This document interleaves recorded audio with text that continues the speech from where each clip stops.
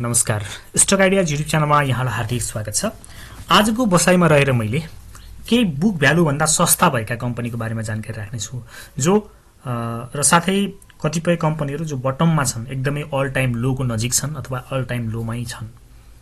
IPO भन्दा सस्तो नै मान्न सकिन्छ यिनीहरूलाई, किनभने यी कम्पनीहरूको यदि अहिले आइपिओ आउने भने यो भन्दा महँगो मूल्यमा आउँछ र यो चाहिँ अहिले यस्ता खालका कम्पनीमा लगानी गर्ने बेस्ट टाइम हो भन्ने मलाई लाग्छ। तर यो केवल एउटा शिक्षा दिने उद्देश्यले मात्रै बनाएको सामग्री हो है। यसको आधारमा मात्रै तपाईले लगानी नगर्नु होला। शेयर बजार आफैमा एउटा जोखिमको क्षेत्र हो। आफ्नो अध्ययन र जोखिम वहन गर्न सक्ने क्षमताका आधारमा मात्रै लगानी गर्नु होला भन्ने मेरो विशेष अनुरोध पनि रहन्छ। च्यानलमा नयाँ हुनुहुन्छ भने च्यानललाई सब्स्क्राइब गर्न सक्नुहुन्छ। त्यसको लागि युट्युबमा गएर @7 स्टक आइडिया जानेर सर्च गर्नु भने यो लोगो भएको हाम्रो च्यानल खुल्छ। यसमा तपाईले सब्स्क्राइब गर्न नजिकको बेल आइकन दबाएर अल अप्सन क्लिक गर्नुभयो भने हामीले चाहिँ भिडियोहरु राख्छ तपाईलाई नोटिफिकेसन प्राप्त हुन्छ। च्यानलमा हामीले समयअनुसार विविध जानकारी दिने भिडियोहरु साथै प्रत्येक दिन मार्केट बन्द भइसकेपछि बजारमा आएका न्यूजहरु साथै हाम्रो व्यक्तिगत राय सहितको मार्केट अपडेट दिने गर्छौं। त्यसका साथै तपाईका जिज्ञासाहरुलाई समेटेर प्रत्येक दिन जिज्ञासा र प्रतिक्रियाको चरण पनि चलाउने गर्छौं। त्यसकारणले च्यानलमा नयाँ हुनुहुन्छ भने तपाईका लागि यो हाम्रो च्यानल उपयुक्त हुन सक्छ। यदि उपयुक्त हुन्छ जस्तो लाग्छ भने च्यानललाई सब्स्क्राइब गर्नु होला र भिडियोलाई लाइक गरेर हामीलाई हौसला प्रदान गर्नु होला भन्ने मेरो विशेष अनुरोध पनि रहन्छ। अब ढिला नगरिकन म जानकारीतर्फ लाग्छु। सबैभन्दा पहिलो कम्पनी जो सुरुमा मैले बुक भ्यालु भन्दा सस्ता भएका तीनवटा कम्पनीको जानकारी दिन्छु। अहिले चाहिँ जुन बुक भ्यालु भन्दा सस्ता छन्, जस्तो पहिलो कम्पनी छ नेपाल बैंक लिमिटेड। अहिले नेपाल बैंक लिमिटेड तपाईले 223 रुपैयाँमा किन्न पाउनुहुन्छ। हामीले चार्टमा पनि हेर्छौं भने यो अल टाइम लो टाइपको चाहिँ देखिन्छ। तपाईले हेर्नुहुन्छ कति वर्षदेखि यो चाहिँ मूल्यमा यो कम्पनी आएको छ है। कति लामो समयपछि यो मूल्यमा हामीले पाइरहेका छौं। कम्पनी एक वर्षको अवधिमा 17.98% ले घटेको छ। 52 हप्ताको हाई र लो हेर्नुहुन्छ भने 280 सम्म पुगेको र तल आउँदा 222 सम्म झरेको देख्नुहुन्छ। र यसको ईपीएस 8.03 रुपैयाँ छ सेकेन्ड क्वार्टरको रिपोर्ट अनुसार। पी रेशियोको आधारमा 27.77 गुना चाहिँ पी रेशियो छ। बुक भ्यालु 252 छ, जबकि यसको मूल्य बजारमा 223 रुपैयाँ छ। भनेपछि बुक भ्यालु भन्दा पनि सस्तो मूल्यमा भएको कम्पनी लङ टर्म इन्भेस्टमेन्टको लागि यो बेस्ट टाइम हो भन्ने मलाई लाग्छ। त्यसकारणले मैले तपाईहरुमाझ राखे। कम्पनी नराम्रो छैन, विगतको लाभांशको इतिहास पनि नराम्रो छैन। 15, 12 हैन 14, 2 गरेर यसले बोनस शेयर र सँगसँगै क्याश पनि 10, 4, 3, 10, 10 गरेर क्याश डिभिडेन्ड पनि दिएको देखिन्छ। यो आर्थिक वर्षमा लाभांश नदिएको कम्पनी हो। त्यसकारणले यो चाहिँ लङ टर्म इन्भेस्टमेन्टको लागि बेस्ट टाइम हुन सक्छ। तपाई चार्टमा हेर्नुहुन्छ यो भन्दा अगाडिको बुलमा कतिबाट कति झरेको छ। सो हामीले बुलसम्म कमसेकम पुरानै हाईमा बेच्न पायौं भने पनि 500 रुपैयाँसम्म पुग्ने देखिन्छ। भनेपछि अहिलेको मूल्यबाट डबल भन्दा बढीमा हामीले बेच्न पाउने चान्स रहन्छ। तर हामीले मैले आज जति पनि कम्पनीहरु राख्छु ती बेस्ट टाइम हो बाइको लागि। तर छिटो बढ्ने कम्पनी चाहिँ होइनन्। तपाईले एकदमै स्लो मोमेन्टम पाउनुहुन्छ र बिस्तारै बिस्तारै जब नेप्सेमा रियल बुलको सुरुवात हुन्छ त्यसपछि यी खालका कम्पनीहरुमा चाहिँ तपाईले बढोत्तरी राम्रो पाउनुहुन्छ। दोस्रो कम्पनी छ एनआईएमबी नेपाल इन्भेस्टमेन्ट मेगा बैंक। यो पनि तपाईले बुक भ्यालु भन्दा सस्तो मूल्यमा देख्नुहुन्छ। बुक भ्यालु 170 रुपैयाँ छ भने 166 रुपैयाँमा कारोबार भइरहेको अवस्था छ। चार्टमा पनि हेर्छौं भने अल टाइम लोमै देखिन्छ। यो कम्पनीको पनि ईपीएस हेर्नुहुन्छ भने 10 रुपैयाँ 56 पैसा छ। पी रेशियो 15.72 छ। 170 बुक भ्यालु। लाभांश चाहिँ यो आर्थिक वर्षमा यसले पनि दिएको छैन र विगतको इतिहास पनि हुने कुरा भएन, किनभने यो नेपाल इन्भेस्टमेन्ट बैंक र मेगा बैंकको मर्जरबाट भएपछि यसले लाभांश दिएको छैन र आगामी दिनमा पोटेन्शियालिटी राम्रो भएको र भोलिका दिनमा हामीले कमसेकम बुल्समा गएको जति पुरानो बुलको मूल्यमा बेच्न पायौं भने पनि 437 करिब 450 को मूल्यमा हामीले यसलाई बेच्न पाउँछौं। 166 रुपैयाँ छ। यसमा पनि केस चाहिँ एउटै नै हो कि टाइम भने जरुर लाग्छ, छिटो बढ्दैन, एकदम स्लो मोमेन्टम आउँछ। सो यदि तपाईलाई चाहिँ कम्पनी रोज्न गाह्रो भइरहेको छ, लामो समयको लागि किनेर छोड्न चाहनुहुन्छ भने यो कम्पनी पनि तपाईको लागि बेस्ट हुन सक्छ। वाच लिस्टमा राख्न सक्नुहुन्छ। मेरो एंगलबाट तीनवटा बुक भ्यालु मा सस्ता मध्ये मैले अहिले चाहिँ मेरो रोजाइ चाहिँ तपाईलाई भन्छु। यो छ अर्को लक्ष्मी सनराइज बैंक पनि बुक भ्यालु भन्दा सस्तो मूल्यमा अहिले बजारमा उपलब्ध छ। 166 चाहिँ बुक भ्यालु हो भने 159 मा यसको चाहिँ कारोबार चलिरहेको छ। ईपीएस 9 रुपैयाँ छ र पी रेशियो 17.40 छ। डिभिडेन्ड हेर्नुहुन्छ भने यो आर्थिक वर्षमा 7980 मा चाहिँ 7% बोनस सेयर र 0.37% क्यास, यो खास गरी ट्याक्स तिर्ने प्रयोजनको लागि दिएको देखिन्छ। यो कम्पनी पनि लङ टर्मको लागि लगानी गर्ने उपयुक्त समयमा छ। अब तीनवटा मध्ये यदि मलाई तपाईले क्रमशः रोज भन्नुहुन्छ भने मैले 1 नम्बरमा नेपाल बैंक लिमिटेड राख्छु अहिलेको जोनमा बाईको लागि, 2 नम्बरमा एनआईएफबी राख्छु र 3 नम्बरमा एलएसएल अर्थात लक्ष्मी सनराइज। यो मेरो रोजाईको क्रमशः 1, 2, 3 मा पर्ने कम्पनी हुन्। यो मेरो आफ्नो चोइस भने, डिसिजन भने तपाईले आफूले लिने हो, किनभने बजार त जोखिमको क्षेत्र हो। मेरो कुरा सुन्ने, थप तपाईले पर्सनल स्टडी गर्ने, अरूका पनि कुरा सुन्ने र डिसिजन तपाईले लिन सक्नुहुन्छ। खास गरी यो भिडियो नयाँ लगानीकर्ताको लागि उपयुक्त हुन्छ भन्ने मेरो आफ्नो धारणा रहेको छ, किनभने नयाँलाई यस्ता खालका कम्पनी रोज्न गाह्रो भइरहेको अवस्थामा कमसेकम मैले भनेका कम्पनीमा लगानी गरेर तपाईँ मैले बजारमा लगानी गरेर फसेँ, मेरो एकदमै डुब्यो भन्ने खालको अवस्था चाहिँ आउँछ भन्ने मलाई लाग्दैन। त्यो हिसाबमा मैले यो जानकारी तयार पारेको हो। अरू केही कम्पनी हेर्छौँ। एडीबीएल पनि एकदमै अल टाइम लो टाइपको चाहिँ प्राइसमा आएर बसेको छ। यसको पनि बुक भ्यालु एकदमै राम्रो छ, 220 को बुक भ्यालु छ, 15 को इपीएस हो। त्यसपछि गएर पी रेशियोको आधारमा 14.97 छ। यो कम्पनीले पनि यो आर्थिक वर्षमा लाभांश दिएन। 1 वर्षको अवधिमा हेर्नुहुन्छ भने 22.11% ले घटेको छ र बुलसम्म कमसेकम पुरानो बुलको जति मूल्यमा पुग्यो भने पनि यसमा पनि हामीले 500 जतिमा बेच्न पाउँछौँ। त्यो भनेको चाहिँ धेरै राम्रो प्रफिट हुन जान्छ। अहिलेको लेभलमा बाई गरेर लङ टर्मको लागि राख्नको लागि लायक कम्पनी मध्ये यो पनि एउटा हो भन्ने मलाई लाग्छ। त्यो सन्दर्भमा चाहिँ मैले यहाँनिर यसलाई जानकारीमा राखेँ। लाभांशको इतिहास हेर्नुहुन्छ भने यो आर्थिक वर्षमा चाहिँ नदिने घोषणा गरेको छ हैन, गत आर्थिक वर्षको मुनाफाबाट। त्योभन्दा अगाडि चाहिँ कहिले पनि प्रायसो हात खाली नदिएको कम्पनी हो र राम्रै लाभांश 7, 15, 20, 20, 6, 15, 20, 2 गरेर दिएको कम्पनी हो। सो लङ टर्मको लागि यो पनि एउटा बेटर कम्पनी हुन सक्छ भन्ने सन्दर्भमा यहाँनिर मैले पस्केँ। यसको पनि विशेषता त्यही नै हो, कमर्सियल बैंक हो, सप्लाई बढी छ, सो एकदमै स्लो मोमेन्टम आउँछ, एकदमै बिस्तारै बढ्छ। त्यसपछि अर्को कम्पनी मैले तपाईहरुमाझ राख्छु। यो पनि तपाईले अल टाइम लो जस्तो मूल्यमा पाइरहनु भएको छ। 180 मा छ एनएमई बैंकको मूल्य। अझै पनि ह्याबिली फल भइरहेको छ, भोल्युम पनि आइरहेको छ। अहिले नै किन्नुपर्छ भनेको हैन, तर वाच लिस्टमा राखेर बटम लागेको बेलामा किन्न चाहिँ सकिन्छ। बुक भ्यालु 152 छ र 180 मा कारोबार चलिरहेको छ। ईपीएस 14.98 को छ अनि पी रेशियो चाहिँ 12.02 भनेपछि पी रेशियोको आधारमा पनि लगानी योग्य भइसकेको अवस्था छ। 52 हप्ताको हाई लो हेर्नुहुन्छ भने 252 सम्म पुगेको र लो चाहिँ 180 हो 52 हप्ताको, भनेपछि अहिले 52 हप्ताको लो मूल्यमानी छ। अझै पनि घट्ने क्रम जारी छ। सो घट्ने क्रम रोकिएपछि यो कम्पनी बाईको लागि हेर्न सकिन्छ।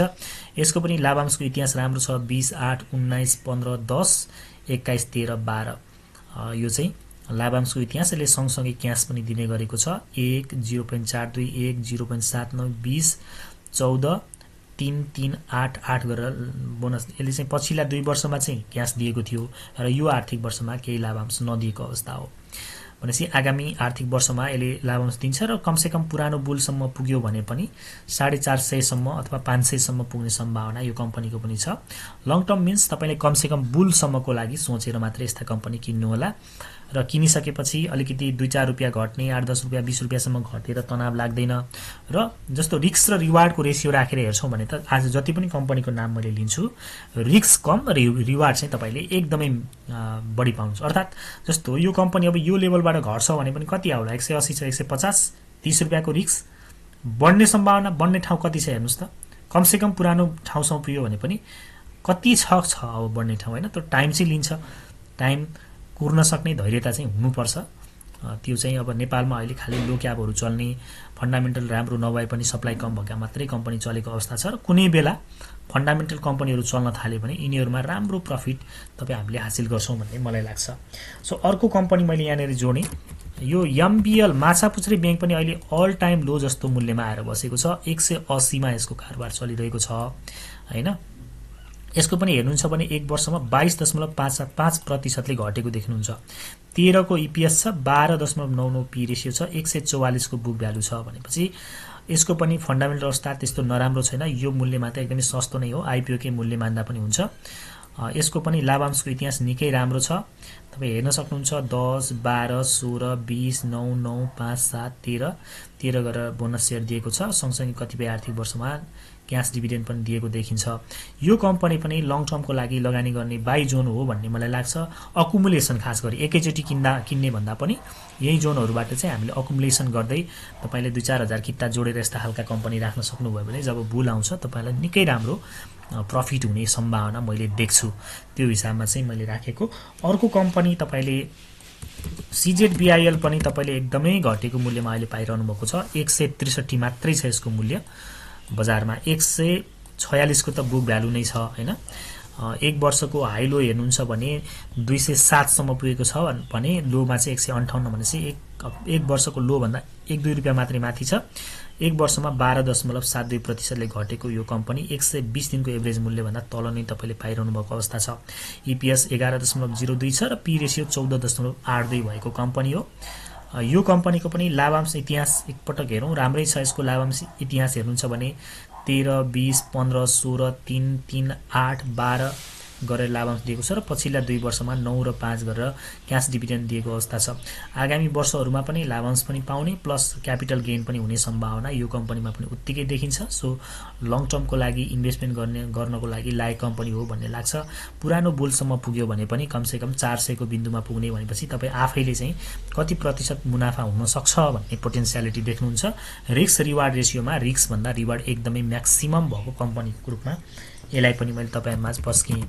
अब कुनै बेला बजारमा निकै चामदाम हुने राम्रो फेम रहेको, अब फेम त अहिले पनि मैले यो कम्पनीको कुनै पनि रेपुटेसनमा दाग नलागेको देख्छु हैन। तपाईले अहिले यसलाई अल टाइम लो जस्तो मूल्यमा पाउनु भएको छ। नोबेल बैंक म आफैले पनि 1100 मा किनेर 1600 मा बेचेको थिएँ। यो गएको बुलमा 1600 समथिङमा बेचेको थिएँ। अहिले यो मूल्यमा आउँदा म आफै सक्ड भएको छु र तपाईलाई पनि यो कमर्शियल बैंकको मूल्य घटेको देख्दा मलाई लाग्छ you are also sucked with the value of the company हैन। भ्यालु इन्भेस्टमेन्टको लागि लङ टर्म इन्भेस्टमेन्टको लागि यो भन्दा राम्रो अवसर कमर्शियल बैंकहरुमा अब नेपालको शेयर बजारको इतिहासमै एकदमै कम मात्र आउँछ भन्ने मलाई लाग्छ। 204 को बुक भ्यालु छ, 445 मूल्य छ हैन। चार्टमै पनि हेर्न सक्नुहुन्छ कसरी घटेको छ र कुन लेभलमा आएको छ, बढ्ने सम्भावना पोटेन्शियलिटी कति छ र घट्ने ठाउँ कति छ त्यो तपाईले आफै पनि अनुमान गर्न सक्नुहुन्छ। मैले यसमा फेरि पनि रिपिट गर्न चाहे यो कम्पनीमा पनि तपाईले त्यस्तो छिटो गेन भनौं अथवा लो क्यापमा जस्तो स्विङको अपेक्षा चाहिँ राख्नु भएन। तर लाभांशको इतिहास हेर्दाखेरि एकदमै लोभ लाग्दो छ। 20, 30, 30 हैन, 30, 12, 12, 33, 33, 18 छ र पछिल्लो आर्थिक वर्षमा चाहिँ यो आर्थिक वर्षमा 11% क्याश डिभिडेन्ड मात्रै दियो। यो कम्पनी पनि अल टाइम लो जस्तो मूल्यमा तपाईले पाइरहनु भएको छ। 450 भनेपछि धेरै सस्तो मूल्यमा उपलब्ध हो भन्ने लाग्छ। यद्यपि यो भन्दा तल घट्दै गर्दैन, अहिले किनिहाल्नुस् त्यो खालको मेरो भनाइ चाहिँ होइन। तर तपाई नयाँ लगानीकर्ता हो भने कमसेकम यस्ता खालका कम्पनीहरु केही मात्रामा अथवा 50% नै कमर्शियल बैंक, विकास बैंक अथवा भनौं फन्डामेन्टल स्ट्रङ कम्पनी राख्नु होला। मैले भन्न खोजेको कुरा के भने कमर्शियल बैंक मात्रै फन्डामेन्टल स्ट्रङ छ भन्न खोजेको होइन। तर जस्तो लो क्यापको पछि लाग्दा फन्डामेन्टल एकदम विकनेस भएको कम्पनी मात्रै पुरै लगानी गर्नुभयो भने कहिलेकाहीँ अनएक्सपेक्टेड फल आउन सक्छ र तपाईलाई ठूलो मात्रामा लस हुन्छ।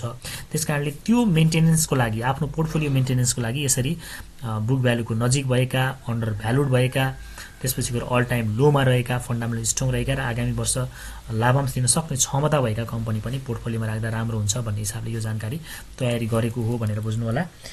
अन्तिम कम्पनी आजको बसाइमा मैले राख्छु NIC एसिया। NIC एसिया पनि तपाईले अब यसको बारेमा ब्याड न्यूजहरु सुन्नु भएको छ, धेरै न्यूजहरु आएको छ नराम्रो। तर पनि है यसरी घटिरहेको कम्पनी अब ढिलो चाँडो यसले पनि पुल ब्याक गर्नुपर्ने हुन्छ। पक्कै पनि यसले रिभाइभ गर्छ। पुरानो अल टाइम हाईमा नपुगे पनि अथवा त्यो लेभलमा पुग्छ भने पनि अहिलेको रेन्जबाट डबल सम्म अबको बुलमा पुग्यो भने पनि निकै राम्रो मुनाफा हुन सक्छ। बुक भ्यालु 205 रुपैयाँ छ। EPS 25.52 छ। जसरी न्यूजहरुमा आइरहेको छ त्यति सारो खराब पनि होइन जस्तो लाग्छ मलाई। लाभांशको इतिहास पनि राम्रो छ। 15, 39, 26, 20, 10, 10, 19, 29 गरेर बोनस शेयर दिइरहेको अवस्था छ। आगामी वर्षमा पनि दिन सक्ने क्षमता यसले राख्छ। यद्यपि अहिलेसम्मको सेकेन्ड क्वार्टरको रिपोर्ट सम्ममा हेर्छौं भने वितरणयोग्य मुनाफा भने नभएको जानकारी पनि गराउँछु। एक वर्षको अवधिमा यति धेरै घटेको छ, 47.80% ले घटेको छ। अब यस्तो खालको कम्पनीमा लगानी गर्दा रिस्कभन्दा रिवार्ड नै बढी हुन्छ भन्ने लाग्छ। त्यसैले यी खालका कम्पनीहरू आजको बसाइमा मैले तपाईँहरूमाझ राखेँ। यसमध्ये पनि तपाईँले रोजेर आफूलाई उपयुक्त लागेका होइन कम्पनीहरू अब पुरै नेप्सेमा भएका कम्पनी चुज गर्नुभन्दा अब यो भिडियो हेरेर यसमध्ये पनि बेस्ट अफ द बेस्ट तपाईँले रोज्न सक्नुहुन्छ। मैले मेरो रोजाइका कम्पनीहरू बुक भ्यालुभन्दा तल आएका 3वटा क्रमशः भने 1 नम्बरमा नेपाल ब्याङ्क लिमिटेड, 2 नम्बरमा एनआइएमबी र 3 नम्बरमा एलएसएल भने रोजाइको क्रमअनुसार। अब अन्य कम्पनी जो मैले राखेँ एडिबिएल, एडिबिएल, एनएमबी र माछापुच्छ्रे मध्ये मैले 1 नम्बरमा फेरि एडिबिएल राख्छु, 2 नम्बरमा एनएमबी र 3 नम्बरमा माछापुच्छ्रे ब्याङ्क राख्छु। त्यसै गरी अन्य कम्पनीमा नबिल, सिटिजन ब्याङ्क र एनआइसी एसिया पनि राखेँ मैले होइन।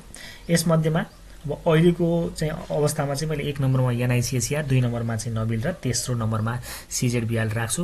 यसरी 3-4वटा कम्पनी मैले चुज गर्ने बेसिक पनि मतलब आफ्नो आधार पनि मैले तपाईँलाई बताएँ। यसअनुसार तपाईँले डिसिजन लिनुहोला। यति भन्छु र आजको बसाइबाट ओझेल पर्छु। यहाँको समय शुभ रहोस्। नमस्कार, शुभ समय।